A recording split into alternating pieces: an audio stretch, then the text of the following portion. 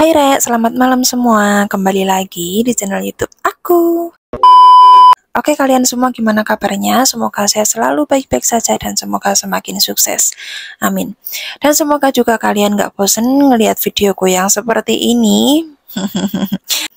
Oke, aku di sini mau ngucapin terima kasih banyak buat kalian semua yang sudah dukung aku, buat kalian semua yang sudah support aku dari awal sampai sekarang, kalian semua yang sudah like video aku, yang sudah komen setiap postingan aku, yang sudah subscribe channel aku, terima kasih banyak. Buat kalian yang baru gabung di channel ini, jangan lupa like, komen, dan subscribe channel ini agar aku lebih semangat lagi buat bikin konten. Oke, di video kali ini aku akan membahas tentang kamar TKW Hongkong. Jadi ini udah malam ya, aku bikin video ini jam 9 malam. Aku tadi habis kerja langsung mandi, terus aku mau bikin video sekarang.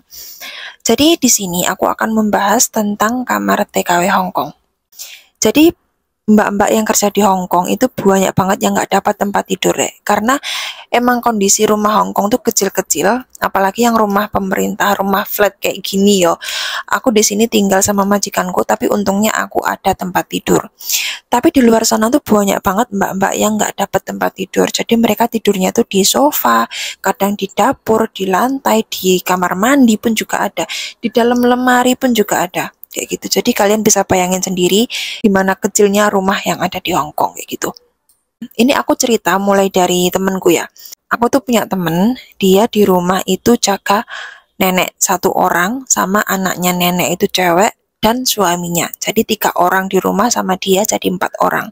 Jadi rumah majikan dia tuh kecil Rek. Cuma 2 kamar, terus ruang tamu, kamar mandi sama dapur. Cuma itu tok. Terus kamar yang satunya itu buat nenek tidur, kamar yang satunya buat anak nenek tadi sama suaminya. Terus dia tuh tidurnya di sofa kayak gitu. Dan majikan dia tuh kayak tidurnya tuh malam-malam, kadang jam 12, kadang jam 1 kayak gitu. Dan si temanku ini tidurnya tuh nunggu majikannya tidur dulu baru dia bisa tidur.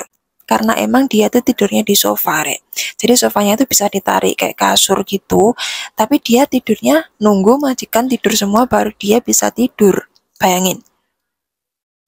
Jadi kalian yang mau kerja ke Hongkong, ke luar negeri, itu kalian harus pikir-pikir lagi.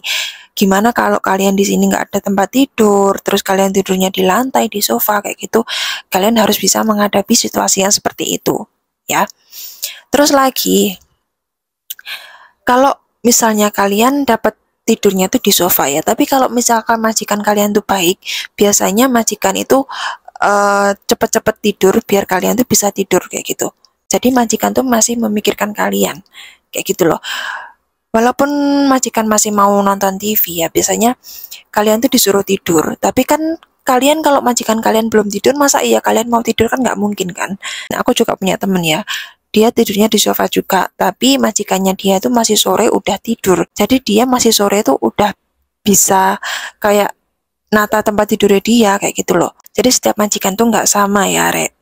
Terus ada lagi temenku yang kerja di Hongkong, dia tidurnya di dapur.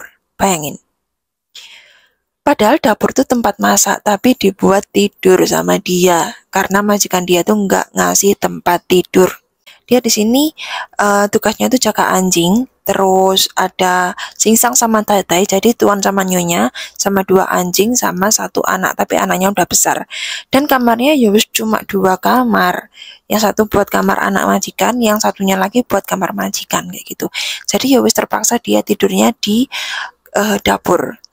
Sebenarnya dia bisa tidur di sofa, tapi majikannya dia tuh tidurnya sampai malam, jadi dia memilih buat tidur di dapur kayak gitu. Dia disediakan kayak karpet lipat gitu buat tidur. Terus lagi ada bantal sama selimut juga. Jadi kalau misalnya mau tidur ya dia harus ngepel dulu, bersihin dulu semua alasnya buat tidur tadi, terus baru digelari karpet kayak gitu sama ditata bantal. Ya wes kayak gitu, Rek. Kalian bisa bayangin gak kalau kalian tidur di dapur tuh kayak gimana rasanya? Dan sedangkan dapurnya orang Hongkong tuh kecil-kecil. Kayak misalkan dapurku sini, kalian tahu kan yang biasanya nonton videoku yang sebelum-sebelumnya itu kan ada. Kalian kan tahu yang videoku sebelum-sebelumnya itu kan banyak banget yang aku ngevlog di dapur.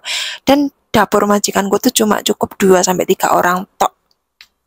Saking sempitnya yo. Mau gerak jalan sampingan gini tuh nggak bisa. Jadi harus satu keluar dulu baru satunya masuk kayak gitu. Saking sempitnya, Rek. Jadi kalian bisa bayangin sendiri kalau kalian tidur di dapur itu seperti apa.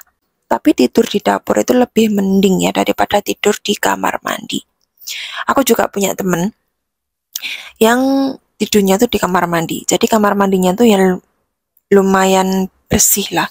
Jadi kamar mandinya tuh kayak 2 bagian gitu ya. Yang satu khusus buat mandi kayak bathtub gitu, tapi nggak ada bathtubnya. Kayak tempat bisa dibuat tidur, tapi yo nggak layak lah yo, Rek. Masa tidur di deket kloset kan yo nggak mungkin kan. Dia tuh kamar mandinya kayak 2 sekat gini loh. Yang sini kan buat mandi.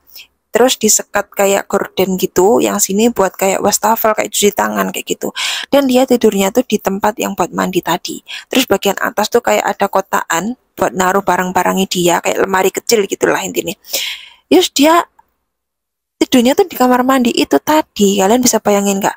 Kalau misalnya majikannya bangun mau ke kamar mandi, dia harus keluar dulu, baru majikannya keluar, dia baru tidur lagi kayak gitu. Aku sampai kasihan. Dia tuh sampai tak suruh cari majikan, tapi kan sekarang cari majikan susah ya. Kalau apalagi kalau ngebreak atau di interminute itu susah buat cari majikan. Jadi ya wis bisa nggak bisa temanku ini harus bertahan di majikan situ sampai finish kontrak baru dia pindah majikan lain kayak gitu. Kalian bisa bayangin nggak tidur di kamar mandi? Ya ampun. Misalnya majikannya mau bangun, mau buang air kecil gitu ya. Jadi dia tuh harus bangun dulu, keluar dari kamar mandi. Habis itu majikan masuk, majikan selesai buang air kecil, lalu majikan keluar dan dia masuk lagi. Aduh, aku sampai nggak habis pikir. Terus ada lagi, kemarin tuh ada yang sempat viral di TikTok ya. Ada cece tuh yang kamarnya tuh kayak di dalam lemari gitu loh. Jadi kayak gini kan. Nah ini kan lemari. Dia tuh tidurnya cuma bagian sini. Ini tuh ada tangga gini ya. Ada tangga, tapi bagian lemari yang atas ini kasur, Rek. Cuma cukup buat 1 orang. Dan dia tidurnya tuh di dalam lemari kayak gitu loh.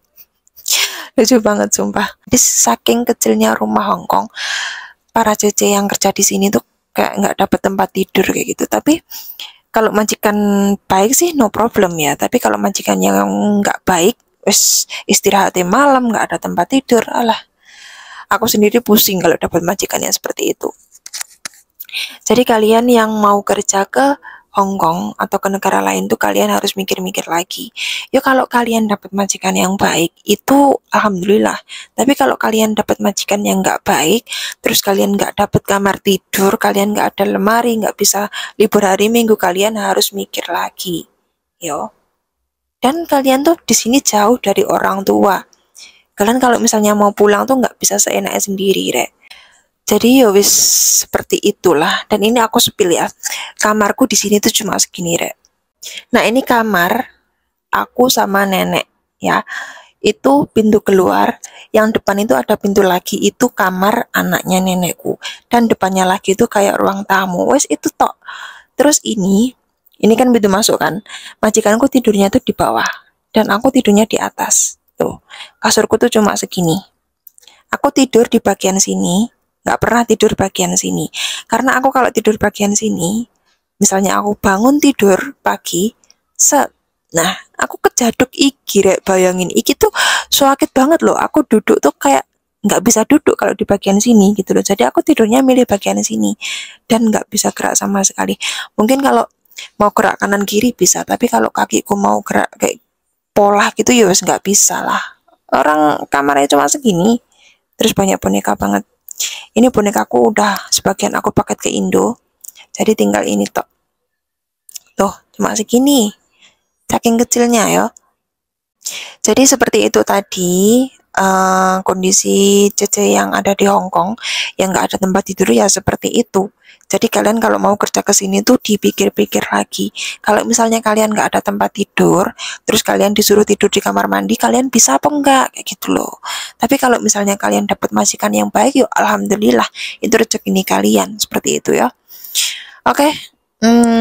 Majikanku udah mau tidur, jadi segitu dulu video kali ini. See you next time and bye-bye.